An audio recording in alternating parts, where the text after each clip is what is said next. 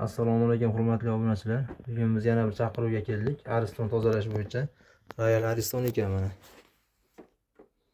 3 yildan beri tozalanmagan ekan. Orada bir to'kiribdi, keyin yana to'xtab qoldi deyapti videolarni aytish bo'yicha. Shuning uchun komplektni almashtirib olamiz. Hozir yechib qo'ygan holatimiz suvini to'kib oldik. Hozir boltlarni yechyapmiz.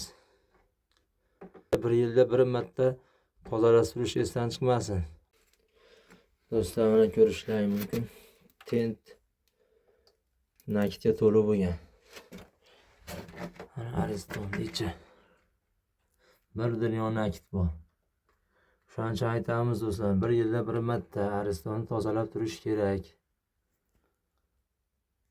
Mana yangi tent qo'yapmiz Royalga. Yangi tent rezinkalarni almashtirdik. Hozir buni o'rnatib, qatirib ishlashini qo'yib ko'rsatamiz. Do'stlar, mana Aristonimizni ishlatdik. Mana ishlayapti. Kimga shunaqa xizmatlar kerak bo'lsa, ekrandagi nomerga aloqaga chiqaverasizlar. Sog' bo'linglar.